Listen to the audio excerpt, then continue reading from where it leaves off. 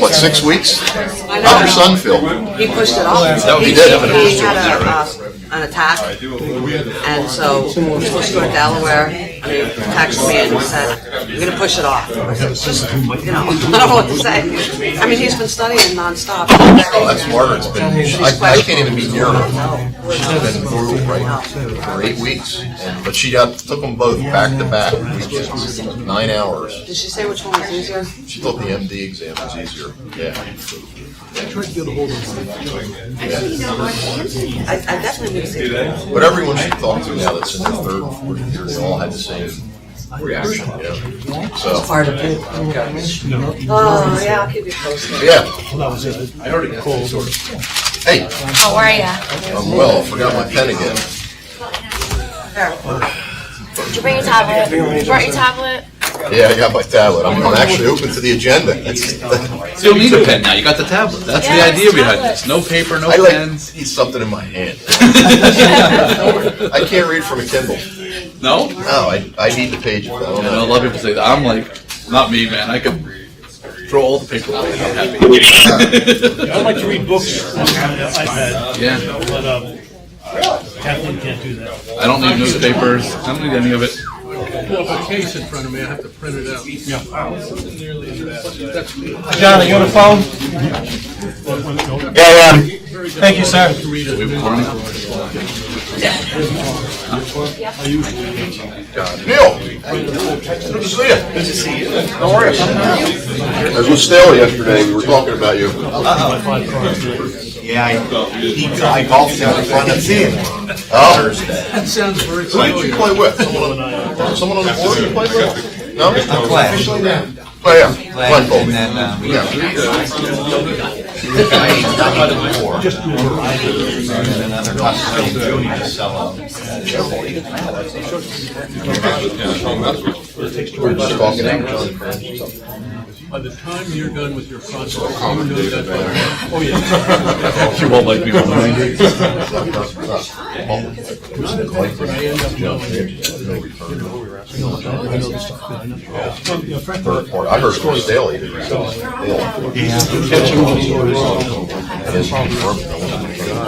You know what? I got I don't know anything. I got a report there on my cell phone. Oh, you did?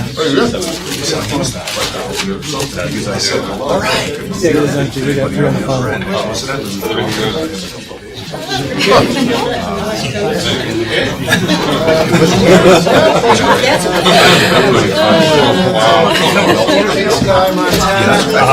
My sister lives in Idaho. John, playing out. Hi, Matt. Hi, Ted. How are you? Hey, You guys doing? Conversations? There's your tablet in there. Okay, I brought my own. I kind of figured, just in case.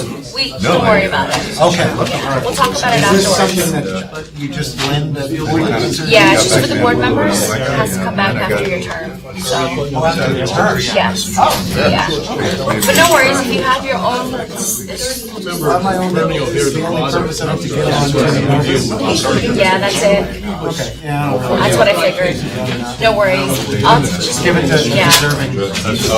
I'll just get it back to you. Like the paperless, Trying. Thank you. You may give your blood to that.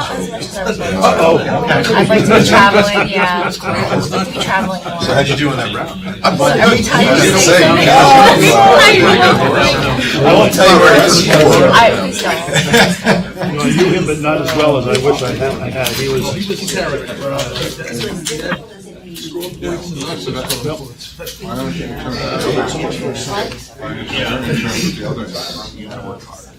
He's a very different guy. Yes. They're in there getting us line by line information.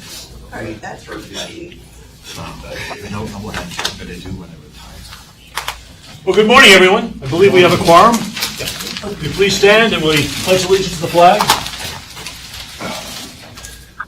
I pledge allegiance to the flag of the United States of America and to the republic for which it stands, one nation, under God, indivisible, with liberty and justice for all. Sylvette, will you please call the roll? Yes, sir. Ann Bond, Here. John Clancy. Brian Dames. Chuck Dykoff. Here. Mike Dowd. Here. Glenn Geisinger. John Hayes. Here. Larry Hemberger. Here, can you hear me? Yep. Yes. Neil Copeland. Here. Ed Lozano. Here. Jeff Matskin. Ted Rosenberger. Here. Mike Schwer. Here. Matt Turk. Here. Christopher Worley. We have a quorum. Thank you, Sabette. Welcome, everyone. Particularly welcome to those of you who are speaking with us by phone. Thanks for logging in and participating in today's meeting. Do you have any public comment this morning? And hearing none, let's move on with the agenda. We do have two interns to introduce to us, and Sylvette, you've been working with them both. Would you like to introduce them to us? Sure. We have Chantel Grulon, if you would please stand. She is going to Lehigh University in the fall, and she'll be interning with us till August, mid-August. Then we have Jennifer Martinez, another intern. She's here for 4 weeks, and she currently goes to Darragh High School and would like to be an attorney someday. All right. Well, good luck, ladies, and thank you for being with us. We got to see Chantel at the executive committee meeting. Just that both of these are participants in the program we have at Darragh High School, is that right? One of them is Chantel comes from our Project Takeoff. Yes, she's been currently with us for 2 years. So, yes. All right. And Neil, you may take particular interest in two interns. I am. I used to be an intern, probably tremendously several years before you even were. I invented the program with them, and they had to change the whole thing. And now he's been forced to be with us a couple times a month. So, again, ladies, thank you very much for being with us. Appreciate it. The minutes of the May meeting were distributed to you electronically, also available to you on your pads. May I have a motion to accept the minutes as distributed? Second. We have a second? Second. Been moved and seconded. Do we have any questions, any additions or corrections? Mike, this is John Hayes. I'm having trouble bringing everything up on Novus. All right. Yeah, I'm stuck too on the agenda page for some reason. Yeah. Could be my limited technical capabilities, but Well, I'm blaming mine as well. These came up last night very nicely for me. glad I'm not alone. Got a hard I think time. you've got to go through two screens.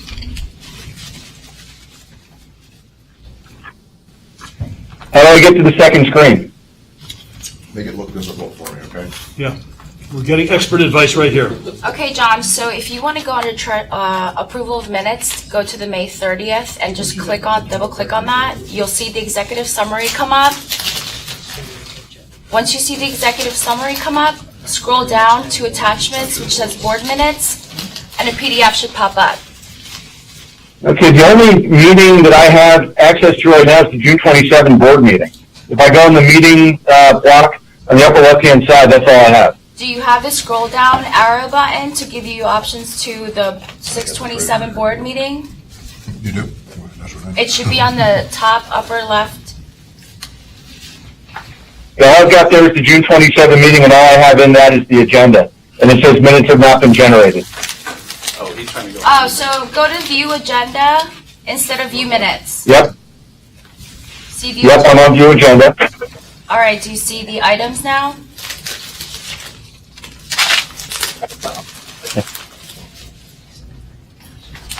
Doing okay. So then I've got to put you on hold for 1 second. Go ahead and conduct the meeting. I'll be right back. All right. Looks like we need to find another way to get the minutes out. Okay. Thank you for holding. You know, it might be, the first time I looked at it, I thought there was something out, like you would expect it to be underlined. Right. So maybe if they just know that they click right on it and it goes to it, Okay. and it's not highlighted, maybe just an extra Because it'll give you a few to download. Okay, sure. We're not as good as you are, so No. that. But at least we know people are working on it now. If there are no additions or corrections, All those in favor of adopting the minutes as presented, please say aye. Aye. Any opposed? Aye. Thank you. Let's move on to reports, committees, officers, and staff, and the first one being Eddie.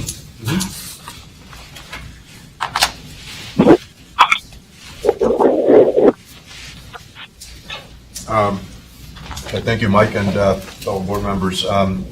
We're now putting together a PowerPoint presentation, so this will avoid going back and forth on the reports. Hopefully, we'll just capture the headlines and the summary points.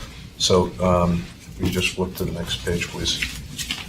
So what you're seeing on the screen here is basically a month-to-date report for the month of May, of course. As you can see in the header, revenues were up 9%, and net income down 78% versus the previous year. So I'm going to ask Todd to explain briefly one settlement allocation here that has a big reason as to why these numbers are different than what was projected. So as you can see, in 2016, we had $1.7 million in net revenues. The budget for this year was $2,039,000. We actually came in at $1.8 million. So as you know, we've been trending much higher on a monthly basis versus not only budget, but previous year. This year, we came in a little bit under budget, and it principally has to do with a accounting settlement allocation. So I'll pass that off to Todd. Good afternoon, everyone. Normally what we do, we have an airline settlement. If you're familiar with the way our financials work, we're in a partnership arrangement on airfield and terminal. So those two call centers are designed to be break even. So normally what happens in December, when we actually finish our audit, we do a settlement, and that number says either they owe us money or we owe them money. So in an effort to make our financials a little bit more transparent and a little bit more up to date as to where we are now, we just estimated where we think we might be if we were to do it right now. So if we were to do it at this particular point, we're running about $400,000 that we would have to get back because of all the additional airfield revenue. Again, those are designed to be break even, airfield and terminal. So that's a more representative indication of the revenue that we actually want to keep. Yes, ma'am. So we would give that back to them though in December. So even though you're reflecting it now, Correct. We're not actually cutting the check until we know. And it's an anticipated number. We actually don't give it back in December. What happens is the one we gave back for 2016, we're actually giving out in June. We actually just gave them the credit recently. We have to wait till the settlement is done, and that's reflected as an adjustment at the year-end audit in 16. So it's basically an accrual. Basically, it reduces our income and shows as basically something that we have to pay back to the airlines, and we pay it in June, but it's really an adjustment from the previous year. So even though we would actually, we're showing as a $400,000 number, it's an estimate. It's truly an early estimate, but we don't want to say, hey, we're going to keep all that because some of that money we would have to return. So you'll actually see that number. I actually posted it in May when we do our cash flow, just to show it in there so you can see it kind of like, hey, that anticipated settlement is showing there at this point. And again, it's a conservative number, but we want to be conservative on our number. We don't want to say we have all this revenue that we might have to turn around and get back. And why isn't it in the budget number? And you say in the budget number, it is not in the budget number. That would not be in for, because truly that should have been each and every month. So, because normally when we make the adjustment, we actually make it in December. Okay. We actually show that as a net adjustment in December. So if we looked at last year's report, that number would not have been taken out, am I right? As we reported last Correct. year? It would not be taken out until December. And actually, it's not taken out until we do the settlement with our final audit. So, because we don't know what I mean, if you go back to our history, I think in 2013 and 14, we actually asked the airlines for money back. The last few years, we've actually given them money back. So this year, we're giving about $200,000. So in some respect, that's good news because we're busier? From the airline's perspective, it is good. It lowers our cost per enplanement, which ultimately will attract more traffic. But again, those are designed to be break even. So, that's why those lines got to make our money on the other lines. I have a question. Yeah. Does the booming cargo business play into, factor into the reimbursement at all? Or is that considered GA and separate from because that would be good if the GA revenue was effectively reducing the cost to the airlines of providing service here. Ground handling is its own separate cost Okay. center. So that doesn't. So we're only talking about airfield, terminal, and apron. I mean, apron is usually rolled up, but airfield, terminal, and apron are all break-even propositions. So really, the decrease in net income reflects a change in our accounting methodology. Otherwise, the 450,000 would be in that. Would be in that. Would be in It's that. about 400,000. I don't think So it would be about $479,000. It'd be about 400. I think it's about, if you look on the cash flow, it's about 406, I think is what we put in there. Okay. So again, that's just to be conservative, because at the end of the day, it's more about what you keep as opposed to what you gross. Reality, gentlemen, thank you for, I think, giving us a more accurate sense of where our dollars are. Because Yep. year to year, we're probably still in pretty good shape. Yep, and then we'll see that in a minute, all right. but this is great. Thanks very much for highlighting the specifics around that and for the good questions, board members. So as you can see, on the expense standpoint, we are significantly higher than last year, month to date, but that's because, the increased expenses were factored in and budgeted for the predominantly the air cargo business that is obviously new business and welcome business. Depreciation is pretty spot on in terms of the budget and plan. So barring that $400,000 accounting adjustment, you have net income of $79,000 for this month, which is significantly lower than last year, but again, we explained why, okay? So then if we can turn to the next page, please. This will give you a more smoothed out, 5-month year-to-date projection, or actually actuals.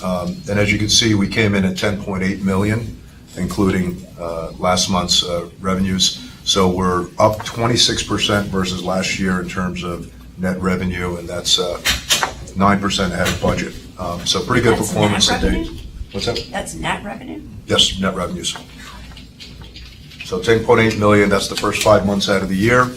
Budget was 10, and last year was 8.6, as you can see. So running pretty consistently ahead of last year. Expenses being well managed, very close to budget, 7.3, slightly under the plan of 7.5.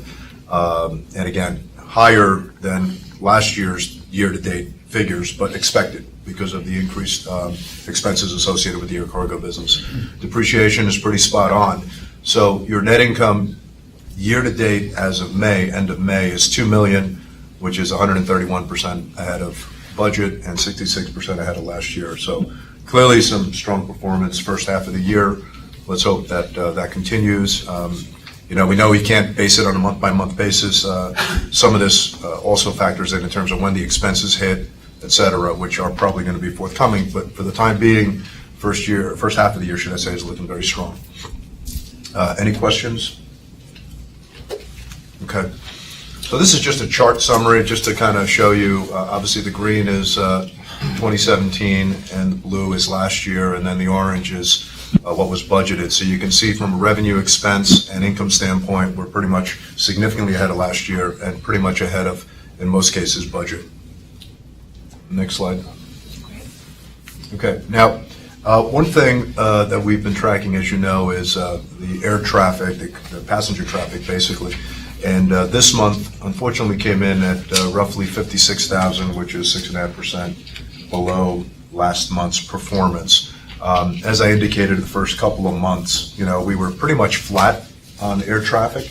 But as you can see, we have a little bit of a trend forming here.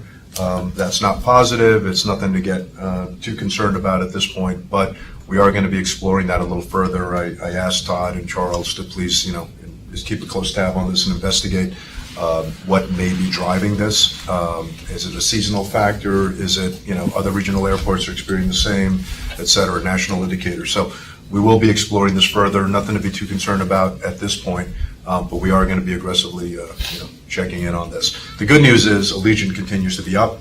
Allegiant is our discount main carrier here at the airport. So this is predominantly focused on the major airlines and the legacy carriers, so to speak. Eddie, is there anything at the top of the napkin that's, we think that's driving these trends at this point, or is it really hard to put our fingers on? Yes, American Airlines, Delta, United are pulling seats out of the market. They're reducing capacity.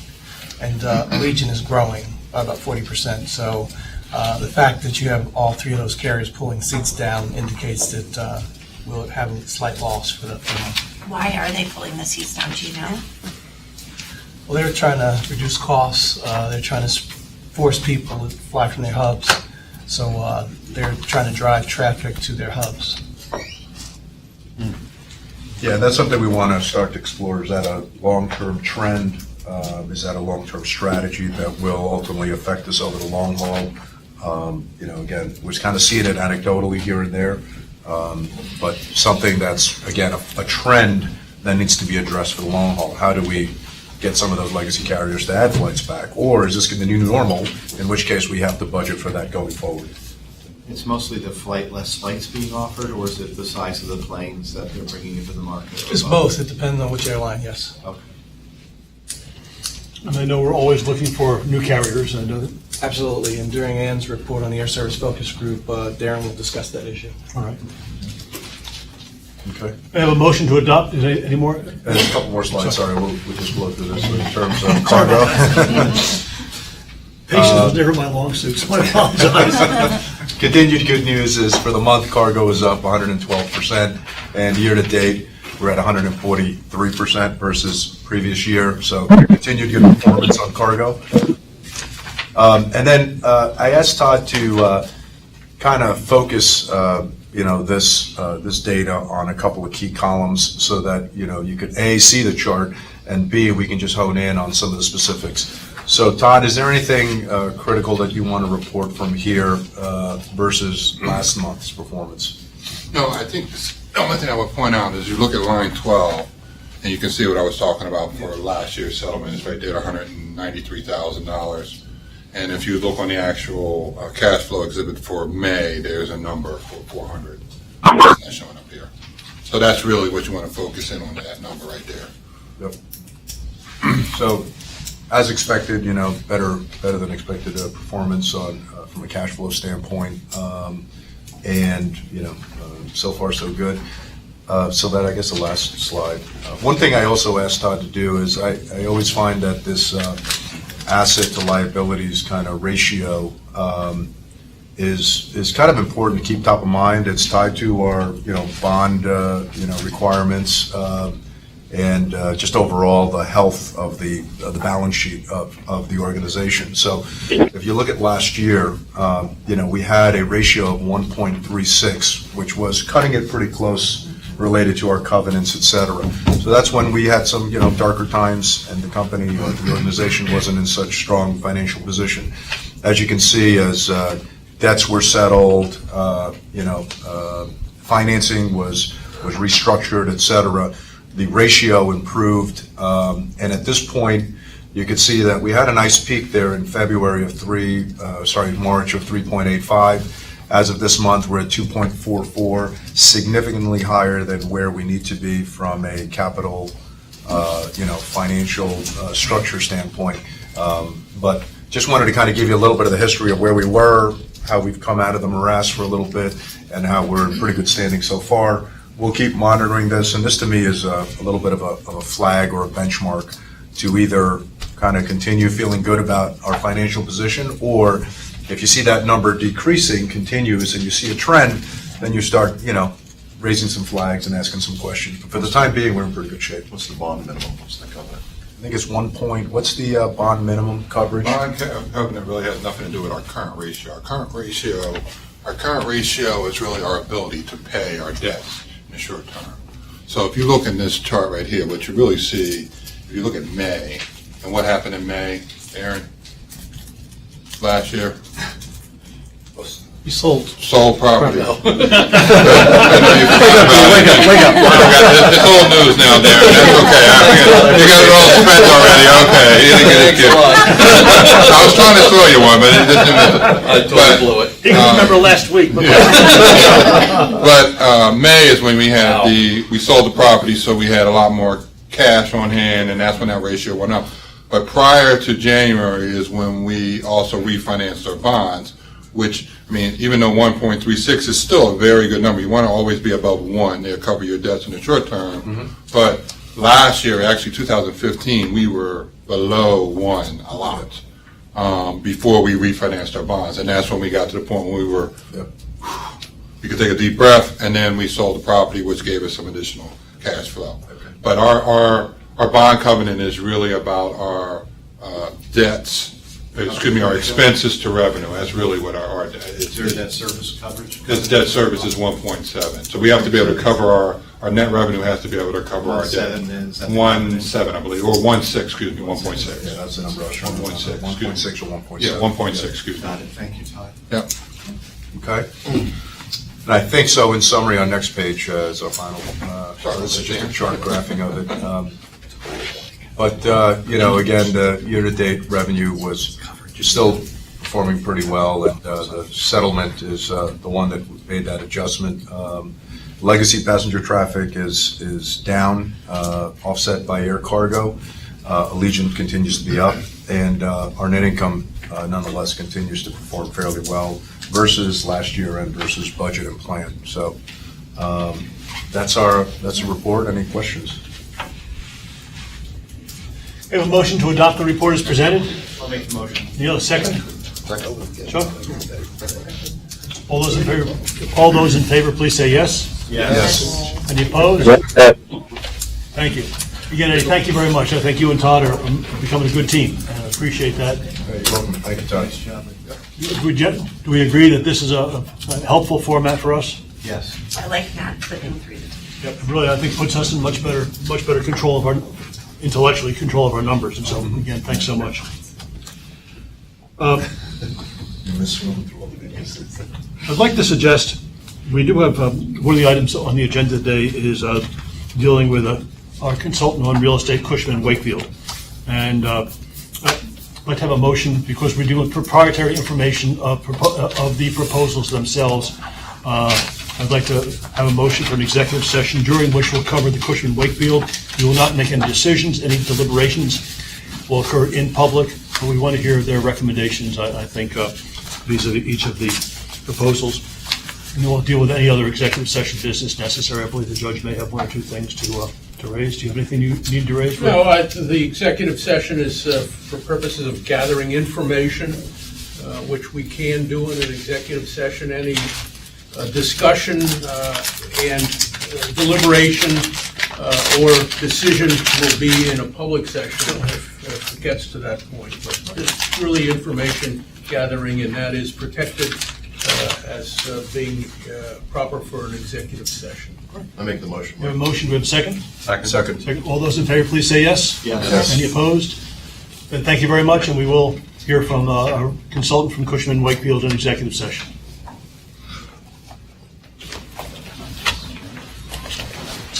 Now? Now. We'll do that now. We'll do that now. Usually we have that executive session. We can ask questions.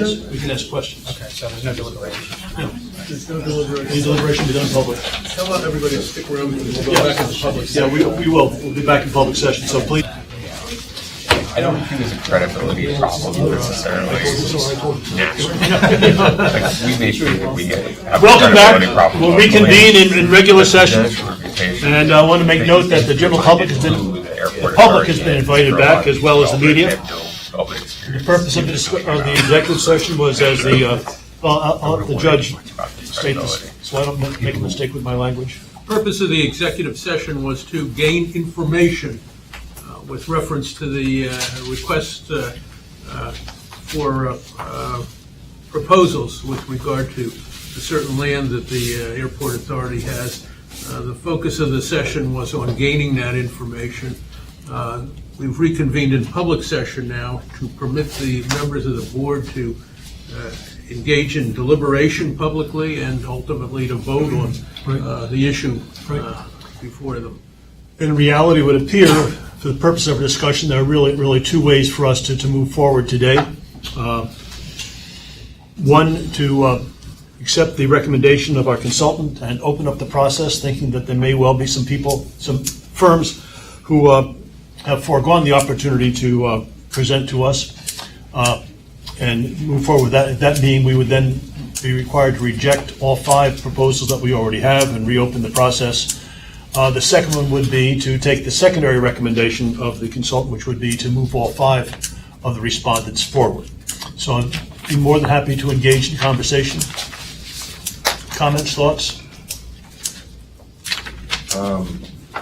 Question is, how quickly could that process be done? I mean, to reopen it up, to reject, reopen, and close out again this new process? I mean, is this 2 month, 1 month, 5 month? It's 2 months. I mean, I think to be realistic, it's at least 2 months, so we reject everything today, tomorrow, whatever. We send out letters and let people know that they've been rejected. Tweak the RFP for dates and all that, so just a day or so to get everything ready to go back out. And then we typically give 60 days for responses. I think that's, And just to clarify, Darren, these were just basically credentials, presentations. No money was invested. High-level no concepts. proposals were submitted. We asked for high-level concepts. We asked for, we definitely asked for your credentials. Just sort of a high-level concept plan, as to what you think you can do with this. The idea was to then reduce that number down to a manageable number to move on to the second phase, in which point then we would expect developers to spend a little bit more money to come up with a detailed plan, and do some due diligence, things like that. Well, Jeff I'm sorry. Is there a financial commitment, a part of the party who moves to the second round that they have to make with us as a deposit? No, there was not. So there's not. No. Our consultant is still here. Jeff, would a 30-day period be sufficient for a response? I mean, at this point, we've got the 5. It's been out before 3. Yeah, no more than 30. All right. And to Jeff's point earlier about the authority investing some capital to understand the basics, the phase 1 type stuff, et cetera, is that something that we should or would consider, or no, in this particular Not in this motion, certainly, but perhaps in a secondary issue, I think. Yeah, some financial estimates, right? Yeah. And then phase 2, Jeff, the phase 2 of this, if we can condense phase 1 to 30 days. I think phase 2. What's phase 2? Yeah, What was 120? Was it? I think it was 120 days. What do you think is reasonable for a phase 2? We're getting back between 60 and 90. Yeah, so we can tighten it on the back end. So if we would set 90 it, days.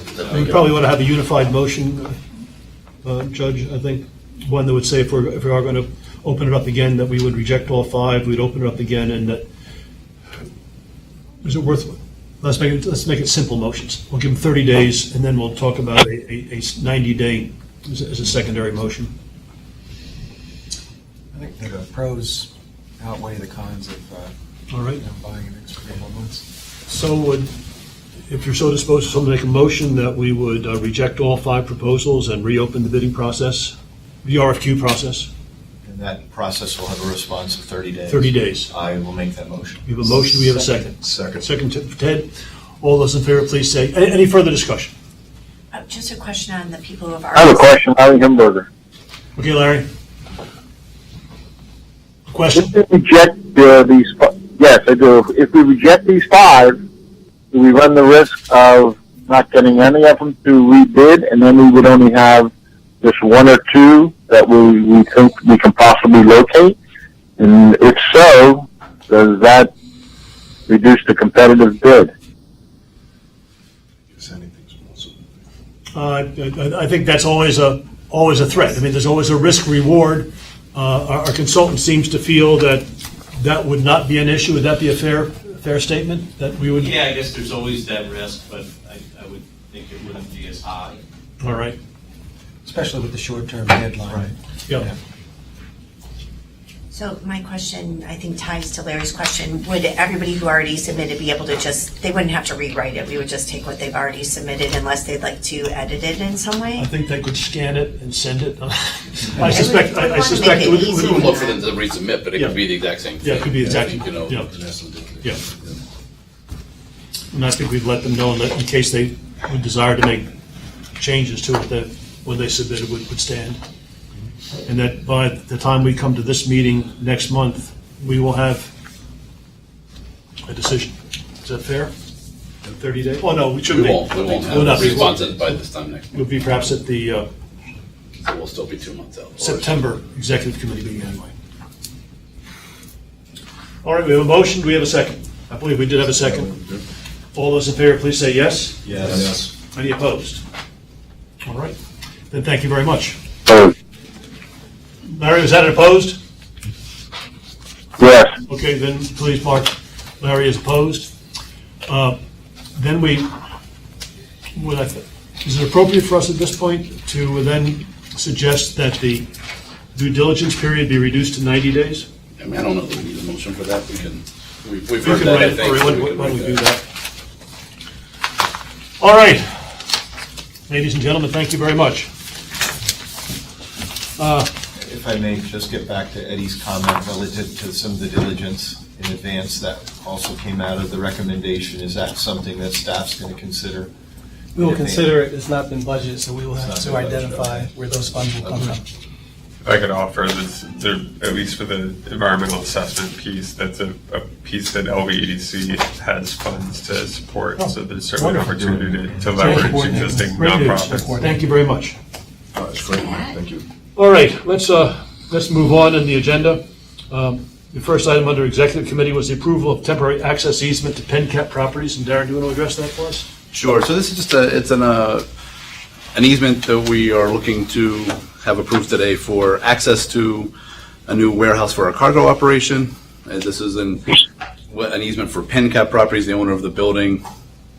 It will provide an access point to the airfield and access to the road, from the airfield to the road. So it's a temporary easement. It runs in succession with the lease that they have with LG STX, which is a company that's a sister company of ABX Air and Air Transport International. Do you have any questions? You have a motion to approve the limited access easement? So moved. A second? Second. Thanks, Ann. All those in favor, please say yes. Yes. Any opposed? Next item is the approval of the non-discrimination policy, and that was discussed at the Executive Committee meeting, following up on some information provided to us by Todd saying there are no implications of any contracts or any health benefit programs we have, and so it was moved by the Executive Committee to move that forward and include the non-discrimination policy, amend our non-discrimination policy to include all of the appropriate language. May I make a comment? Sure. At the Executive Committee meeting, the question was raised with regard to this issue as to whether the LNAA must include sexual orientation, gender expression, and gender identity in the non-discrimination clause in contracts and bylaws. And the answer is that the decision is not mandatory. It is discretionary with this board.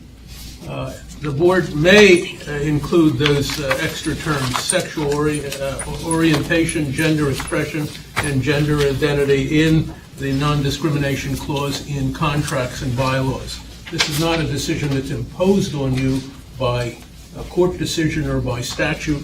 It is a policy decision for the board to make. Appreciate that. It does mirror, in fact, the policies, I believe, of both counties, but it was moved forward by the Executive Committee meeting, so I'll move it on behalf of the Executive Committee. We have a second? Second. All those in favor, please say yes. Yes. Any opposed? Thank you. Thanks, Ted, for raising that. You raised an issue that I think was pertinent and appropriate for us to deal with. So that we're clear, the motion was to add that language to contracts. There's also an issue out there as to whether the bylaws should be amended to include that language. And as I understand it, that was deferred. I think we're going to, my suggestion had been that we periodically review our bylaws, and that rather than simply, every once in a while having an amendment, that we perhaps form a committee before the end of this year to look at the bylaws and see if it's appropriate. Are there any other pending bylaws changes right now? No, other that I'm aware of, but I'm sure if we begin asking, we'll find some. And I think I'd rather, my own bias is to deal with those things in the whole rather than piecemeal. So if that's all right, Ted, It makes sense to have it in there so that we can match it up All right. with some other stuff. Though, Mr. Chairman, I think it's important that we be really clear that we don't discriminate against anybody. Oh, absolutely. So if there's any language in there, Yeah, absolutely. I don't think that. I agree. I think I think it's very important. Yeah, I think it's pertinent and probably ought to have been there a long time ago, and more sense of oversight than anything else. But Ted, thanks for raising the issue with us. General Aviation Advisory Committee report. Eddie? Yes, thanks, Mike. Good afternoon, everyone. Excuse myself for a minute, will you just... No presentations on this one, by the way. Just a quick summary is, we held our General Aviation Committee meeting last week, right on the heels of the Executive Committee meeting. Very productive, just continued to progress what Ted and David Van Allen had raised, which is, more hangar space at Queen City, the potential of more hangar space. And as we continue to explore this, the feasibility of adding hangar space at Queen City is looking pretty good. There are some pads that may be ready to go. There is customer, quote-unquote, interest. The financing doesn't seem as exorbitant as it may have been at one point in time. So I think we're going to continue, along with staff, obviously researching that opportunity and see if we can hopefully build some new hangars there.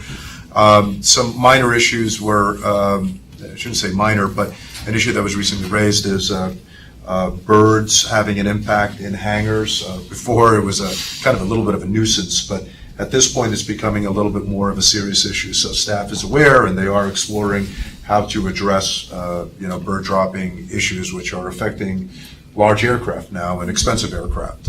So it's no longer, again, a nuisance. It's a pretty serious matter, and staff is definitely investigating that for potentially alternative solutions, because the solutions and the plans that are in place today are not effectively kind of mitigating the issue. So that's something that is being explored. Something else that was very interesting to report is David Van Allen, who's on the GAAC and a tenant and service provider at Queen City, raised again the opportunity for some promotional fuel pricing potentially at Queen City, and we are exploring that. Staff's doing a job of exploring the potential.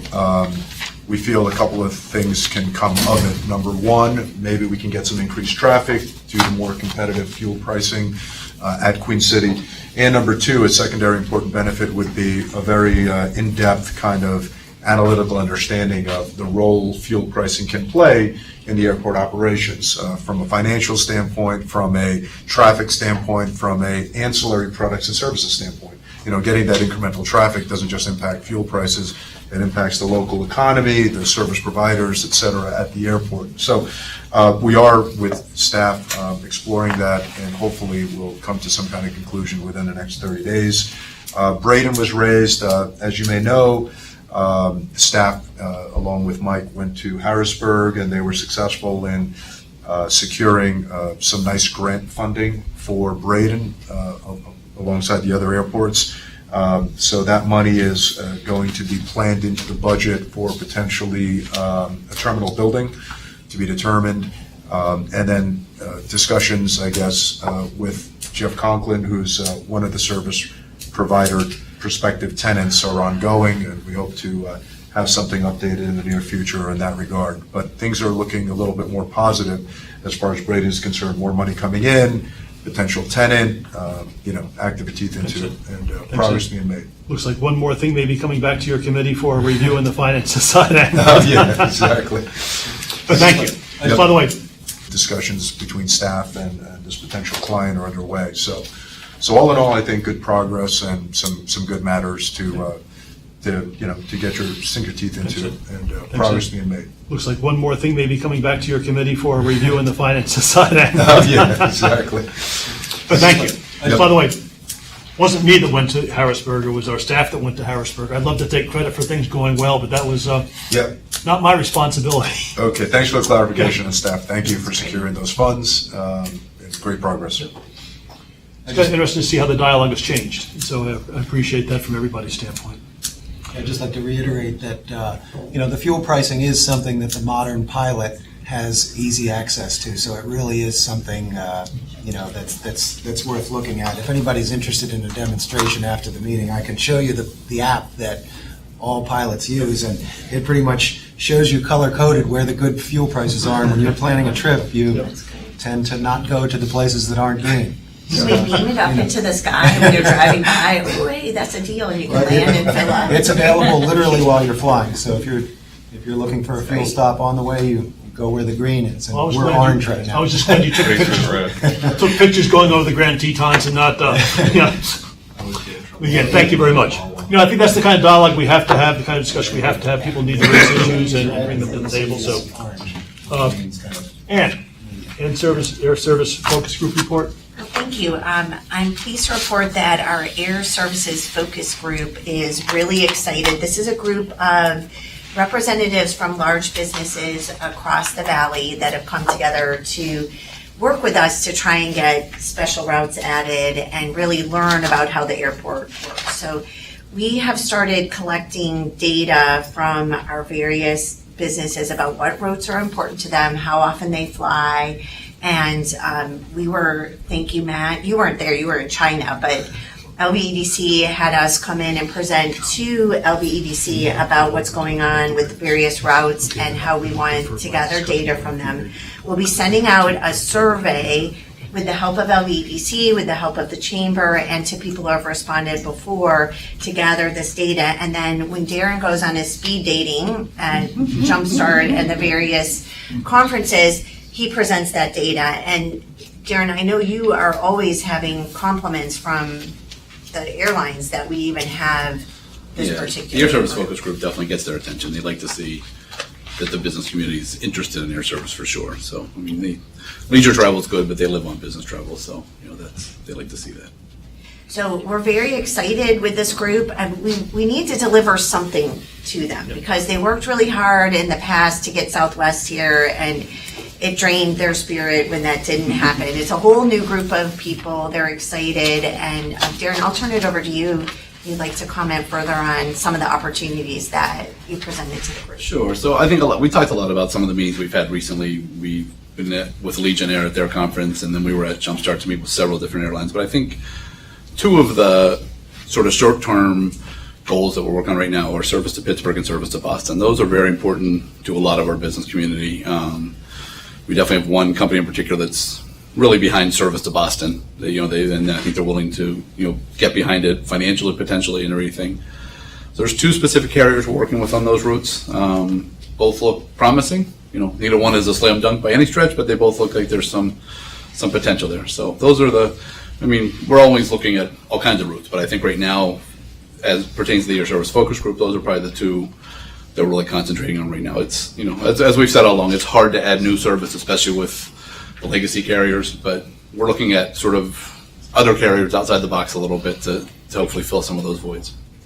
And if I may, I believe the one company in particular had over 400 Boston trips, and that was flying, and that didn't include their drivers. So Right, and then they had that's something great to deliver to an airline. And a large number of driving as well. That basically they said they thought they would eliminate quite a few of those drives if there were service directly out of here, because to Boston, do you go to... As an authority or as other interested parties? Certainly, as our survey is going out, encourage people to fill it out. It really matters for us to gather this data. So even if it's a small business and they have a few trips, those trips add into the total, and then that gives Darren and the team information to share with the airlines. So And these are smaller aircraft that we're looking at, so we don't need 200 people every day to go to Boston. We need 10 people every day to want to go to Boston, and we can make this work. So when we send the survey out, we'll make sure all the board members get it, and I would encourage you to please share it with anybody you think might be interested, or just share it whether they're interested or not. They don't have to fill it out, but the more response we get, the better off it's going to be for us. And we'll push it through social media and everything. We'll do everything we can to try and get people to respond, but we definitely, any help we can get from you guys, certainly appreciate it. So they're an excited and enthusiastic Yeah, I group. thought it We're was- looking to add to it. I guess in answer to your question, Mike, we'll be happy to share the companies that are represented. If you can think of other ones that we're missing, anybody on the board, that would be very helpful. I was just working with a company down in Wayne 2 weeks ago, and two of the people say they live not far from the airport. They always fly Lehigh Valley because of its proximity, because of the friendliness. They said even the TSA people smile at them when they go through, and they were really pleased with that. And I think that's true. You've got a good crew of folks here.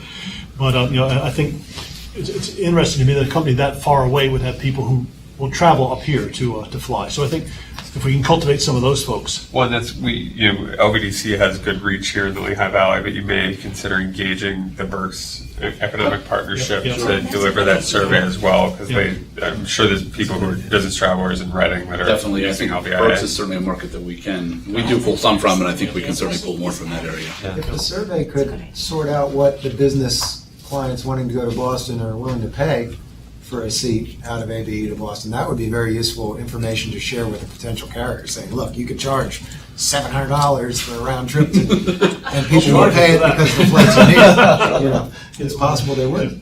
Yeah, just two thoughts, and I guess that's pertinent to this area of discussion. I was talking to Charles. I saw an advertisement on TV that there was a Jeep ad that talked about a person driving apparently to the airport saying, you know, I'm delayed in traffic and I missed my flight. I'm delayed in traffic and I missed my flight. Delayed in traffic and missed my flight. And ultimately, they ended up on top of a mountain surveying the scenery and saying sometimes you just don't have to get to the airport. But I thought it was kind of an interesting idea and something we might be able to play off on is, you know, the fact that we are convenient. Our flights do take off and land by and large on time. That the attitude here is one of customer service and friendliness, and we might be able to conceive of something along that line. The other thing I saw was, particularly for your group, Ann, if we begin to think, what's the cost for someone who's working for Air Products or anyone to drive from here to Philadelphia, here to Newark? What are we paying them on a daily rate? What does it cost to park their car? And what are the costs of delays and so on? Begin to put that metric into discussion. Sometimes even, you know, a small difference in rate may well pay itself off in lost time, lost productive time of our executives. Those are excellent points, Mike, and both of those came up in our meeting about getting our calculator back up on our website, but also speaking to the travel folks in the companies. Right now, they said they evaluate on the cost of the flight and hotel. Right. But if we could add that drive and parking fee, that could change their decision-making. So that was one piece. And then the other piece was about putting together some sort of infographic that shows how many flights are not only on time, but also where we fly. Because we have a really nice map that the team put together. And the thought was, as the survey is going out, have some of these key pieces of information that sell the airport as your first screen, and then you go into the survey. So we promo it to the people who are actually making the decisions. Thanks, Ann. Really appreciate it. Thanks for your leadership there. You're carrying a lot of water for us. Once I get Boston, then I'll be happy. It'll be saintly. I wanted to defer the last item under executive committee until after Charles makes a report. So, Thank you, Mr. Chair. On major ongoing projects, you can see the multimodal transportation center is coming along. We're finishing erection of the steel canopies today, starting curbing. So we're looking at beneficial occupancy the last week in July. So that project will be completed very soon. In terms of the master plan update, the Federal Aviation Administration has approved our forecast. You'll recall that we sent them last month. They've approved them. So now the consultants are working on the alternative scenarios for development. We've been working very closely with the Bureau of Aviation at PennDOT as well as the Federal Aviation Administration on grants and monies available for projects. So earlier this month, it was announced that the state had awarded us $6 million for hangar construction here at Lehigh Valley and $325,000 for the terminal construction over at Braden Air Park. We were very excited about that. Just yesterday, we got word from the federal government that they had approved $900,000 for 2 snow removal vehicles. So there's going to be a broom and a multi-purpose broom and plow that we will be able to get to help with our snow removal operations. In terms of upcoming events, the American Airlines American Way magazine launch party is scheduled for here tomorrow evening. July, the focus will be on the Lehigh Valley. We are co-hosting that with the Lehigh Valley Economic Development Corporation as well as Discover Lehigh Valley. That event starts at 6 tomorrow evening, and we're very excited about the opportunity to be featured in the American Way magazine. That has a readership of about 5 million people, so we're very excited. That's massive get for publicity for the Lehigh Valley as a tourist destination and as a business investment destination. It's a testament to the partnership here in the Lehigh Valley to make that happen. Kudos to LVEDC for bringing that about. that's one of the reasons I'm so glad to have you as part of this group because you're an important communication link. Really do appreciate it. In terms of other events, the TSA Pre-Check Enrollment Center, another one has been scheduled for the 10th to the 21st of July. We started with one in October, and then we did one in March, and so this will be our third. And I think that pretty much the appointments have already been signed up for, so we are delighted that we are able to do that. Lastly, 2 items in terms of regulations and in the legislation, the House and Senate are marking up the FAA reauthorization bill. That's the bill that funds our capital projects. That's happening this week, so the law expires at the end of September. So we're hopeful that they're going to be able to get that done in Washington so that there will not be any interruptions to our funding. And finally, Act 52, that is still, the governor's proposal is to remove that exemption, and we are working very closely with our state delegation to see if we can make sure that they will do something to prevent that from happening. Charles, can you share some talking points for the authority members? You know, that a lot of them have personal relationships with members of the House and Senate, and it might be well for us to send some personal letters, if you could give some talking points. I think Absolutely. a lot of us would We do have that. talking points already drafted, and we can get those out to you. And if I may, I ran into Michelle Young from the Chamber Yes. this morning. She's not entirely clear on this issue. I'm sure the Chamber will support Yes. our position as well. So if we can get those talking points to her Absolutely. as well, I think it'd be very helpful. Any questions, the staff would be glad to answer. I have a question about the hangar. Very fortunate hangar grants.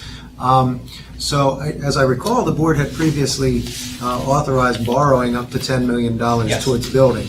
Now we're getting $6 million from the state. Yes. That's right off the top line. So now we would need to borrow no more than 4 to complete that hangar? 7, because it's $12 million. Well, current construction estimate is at $12 million. Oh, it is at 12 now? Yes, it is. Okay. But still, the good news is. Still good news. But we're going to borrow the 10. project. We're going to borrow 10 or borrow 12? No, we'll only borrow the shortfall, which will be about 6 at this point. We were talking about borrowing 10. Yes. Okay, got it. The original budget was projected at 10, and we went out to secure a loan for 10. Subsequently, the cost estimate went up to 12, but we got 6, and so the balance we'll need is 6. So the good news is we won't have to borrow 10, we'll have to borrow 6 in theory, which is good. We'll borrow less and hopefully get this project done. Well, the numbers work. Borrow 10 and build more hangars, right? I knew you were going to say that. I gave softball to you. Thank you, Mr. Chair. Thanks, Charles. Just a couple points. The last page of your handout became page 39. I was thinking just the other day that it seems like I just became chairman of this authority yesterday, and a lot of time has gone by.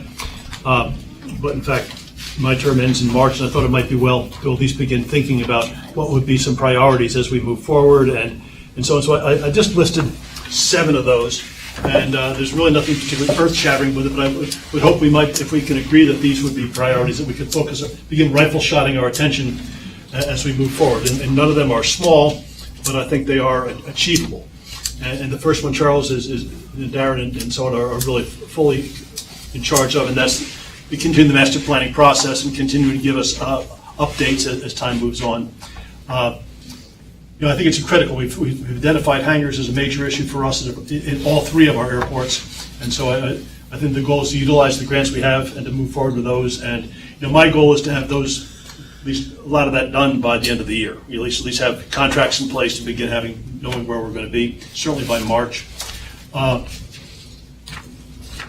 We've been talking for a long time with Northampton County, and the staff has done a remarkable job. But again, I just want to continue to hold our feet to the fire, that we continue to work hard on the Braden Airport project, and that Charles and I have an opportunity to go before Glenn Geisinger and Northampton County Council in the early fall, and say we've got the contracts, we've got the lease, and we want to move forward on that. As we discussed today, at length, select a developer or partner for the end of the runway projects and execute a contract. And again, looking at the time frame, I think certainly December or March seems to be an achievable time frame to get those things done.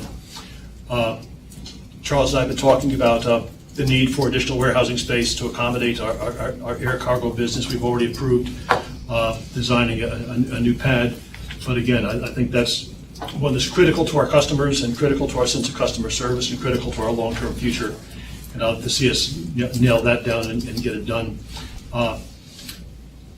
Charles and I will be talking to East Allen Township in August now, and that date's been moved a little bit. But I think our goal as an airport authority is to work with the right developer to do the right kind of project on that site. That we are, we want to be sensitive to the community issues and community needs. Our goal is to have a developer there that produces good quality jobs for the valley, that meets the needs of that community. And we are not the developer, we're simply a kind of an advocate for quality development, so I wanted to pose that in the right language. And then the other thing we've discussed with a couple of you at length is we all spend a lot of time here. And I don't think a lot of people realize how much time it takes to really be an effective member of the authority. And I look at the people around the table, and we see each other pretty often at meetings. And that's also true of the staff. And one of the things I'd like to have you consider as we move forward is some discussion as to how we can best utilize our time and best utilize the staff time. When I think about the time that staff spends in getting ready for meetings and preparing the data and getting everything out and getting everything to us, the time we spend in meetings and so on, we've got a lot of remarkably capable people around the table. We've got a lot of very, very capable staff, and I'd appreciate your thoughts, probably by our next meeting, as to how we can make better use of everyone's time to be sure that we're more efficient and maybe rifle shot our meetings and rifle shot our time, so that we're not, I see Chuck and Eddie and Ann and Neil on a regular basis, and that's fine. They're nice folks. But I think there's a lot of money which also gets spent around the table in volunteer time. So I'd like to make sure we make the best possible use of our time. So please give some thought to that. Yes, sir. And that ends my sermon for you. You didn't even stand at the pulpit. I know. I should do that. But I appreciate your thoughts and feedback on that. I'm just trying to begin focusing our attention so that we get the big things done, because it's easy for us to get moving on a variety of projects that don't really move us forward to the ultimate goals. So if you've got some issues, please get in touch with me. Your Honor? Just briefly, you'll recall the WBF litigation, which is ongoing and is in the Commonwealth Court. That involved two aspects. One dealt with application of payments to principal or interest obligation. That's very much an issue that's going to be before the Commonwealth Court. The other aspect dealt with a $77,000 overpayment and the authority's entitlement to recovery of that overpayment. We've heard from counsel for WBF that they are not going to contest the overpayment question, and they asked for information about forwarding the $77,000. Todd, did we get it? I don't know whether it's arrived. I have not seen it. Not yet, but imminently we'll be getting that $77,000 payment that we're entitled to as a result of that award. The remaining issue that I referred to a moment ago is now been fully briefed and will be listed for argument before the Commonwealth Court. And as I said previously, I think that probably we can anticipate that in late summer or early fall before a 3-judge panel in the Commonwealth Court. Right. Is there any other business we ought to be conducting today? If not, I'll entertain a motion to adjourn. Very good. Thank you very much. I didn't think we wanted to stick around a lot longer.